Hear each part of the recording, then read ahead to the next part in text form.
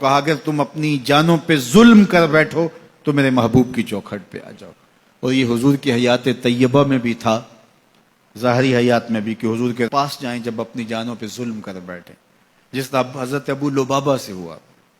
آج مسجد نبوی کے اندر ریاض الجنہ میں ایک ستون ہے، جس ستون کا نام ہے استوانۃ ابی لبابہ وتعرف بالتوبہ، معروف ہے ستون توبہ کے نام سے. حاجی جب جاتا ہے تو اس کی خواہش ہوتی ہے ریاض الجنہ میں جگہ مل جائے. ریاض الجنہ میں چلا جائے تو اس کی عرض ہوتی ہے کہ استوان ابی لبابہ کے پاس 2 نفل مل جائیں توبہ کے. یہ حضور کے مصلی سے حجرہ عائشہ کے درمیان میں پڑتا ہے. ابو لبابہ سے ایک معاملہ ہو گیا، بنو قریظہ کو انہوں نے ایک راز بتا دی اس طرح اشارہ کر کے کہ تمہاری گردن کاٹ دی جائے گی. یہ غزوہ احزاب کے بعد پھر خود ہی انہیں احساس ہوا کہ مجھ سے غلطی ہو گئی ہے، تو انہوں نے اپنے آپ کو ستون کے ساتھ بندھوا دیا اور کہا کہ جب تک میری توبہ نہیں ہوگی اتنی دیر تک یہیں بندہ رہوں گا. تو حضور نے دیکھا تو اب چونکہ انہوں نے قسم کر لی تھی، فرمایا ٹھیک ہے جس طرح اللہ کا حکم آتا ہے. اور حضور جاتے ہیں آتے ہیں، رستے میں یہ ستون پڑتا ہے تو حضور کے دل سے ان کے لیے مغفرت کی دعائیں نکلتی کہ اللہ انہیں معاف کر دے.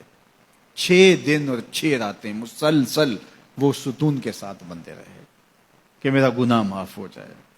اللہ اکبر. پھر اللہ کے محبوب پر وحی نازل ہوئی، ابھی پردے کے حکام نہیں اترے تھے. سیدہ ام سلمہ رضی اللہ تعالی عنہا نے کہا کہ حضور اگر اجازت ہو تو میں انہیں خوشخبری دے دوں. تو فرمایا ٹھیک ہے. تو وہ دروازے پر آئیں اور کہا کہ ابو لبابہ تمہاری توبہ قبول ہو گئی. تو صحابہ دوڑے ان کی رسیاں کھولنے کے لیے. ابو لبابہ نے کہا خبردار کسی نے میری رسی کھولی، یہ رسیاں حضور اپنے ہاتھوں سے ہی کھول لیں گے. پھر فجر کی نماز کے وقت حضور تشریف لائے تو حضور نے رسیاں کھولیں. تو استوان ابی لبابہ کے نام سے اب بھی وہ ستون موجود ہے وہاں. جب ترکوں نے مسجد نبوی تعمیر کی تو اس مقام کے اوپر جو ہے وہ ستون بنایا. اور آج بھی جب حجاج زائرین جاتے ہیں تو وہ اس ستون کے پاس 2 نفل پڑھتے ہیں، اور وہاں 2 نفل پڑھ کے جب دعا مانگی جاتی ہے تو گناہ معاف کر دیے جاتے ہیں. یہ علامت ہے اس بات کی کہ صحابہ گناہ کر بیٹھتے تو حضور کے پاس آتے. اب حضور کے وصال کے بعد بھی یہ عمل صحابہ میں جاری رہا، تابعین میں جاری رہا، بعد میں آنے والوں کے لیے جاری رہا، اور آج تک امت وہاں جا کے حضور سے شفاعت کی طلبگار ہوتی ہے اور اپنے گناہوں کی معافی اللہ کے حضور کے وسیلے سے طلب کرتی ہے. صاحب مدارک نے لکھا اسی آیت کریمہ کے تحت کہ حضور کے وصال کا 2 یا 3 دن تھا. ایک عربی دیہاتی دور دراز سے سفر کر کے مدینۃ المنورہ پہنچا حضور سے ملنے کے لیے. جب داخل ہوا تو پتہ چلا کہ حضور کا تو وصال ہو گیا 3 دن پہلے. تو پھر اس پہ کیا گزری، اس نے رونا شروع کر دیا اور حضور کے روضے پہ آیا، قبر انور کی مٹی کو اپنے سر پہ ڈالتا اور کہتا حضور میں تو گناہوں کی بخشش کے لیے آیا تھا، اللہ کا کلام پڑھا تھا اگر اپنی جانوں پہ ظلم کر بیٹھو تو محبوب کی چوکھٹ پہ آ جاؤ. مجھے یہاں آ کے پتا چلا کہ آپ تو وصال کر گئے ہیں، تو میں تو نہیں جانا جب تک گناہوں کی مغفرت نہ ہو.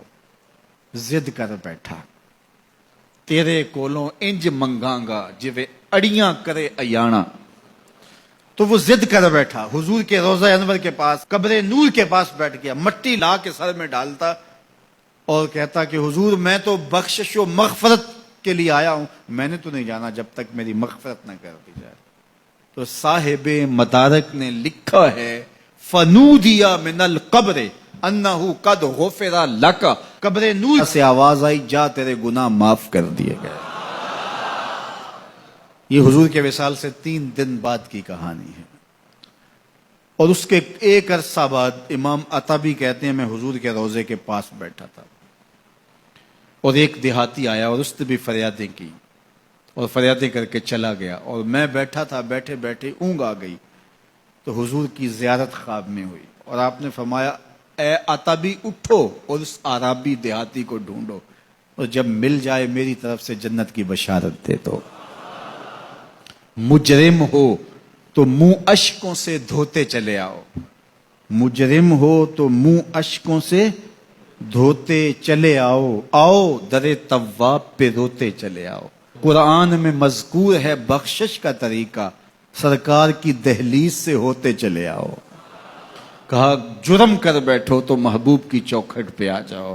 پھر کیا ہوگا؟ لَوَجَدُ اللَّهَ تَوَّابًا رَحِيمًا.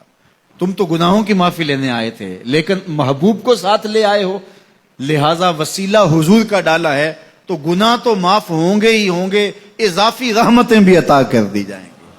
اللہ اکبر. کرم نوازیاں ہو جائیں گی. تو ان کے در پہ حاضری سعادت مند لوگوں کا عمل اور وظیفہ رہا ہے.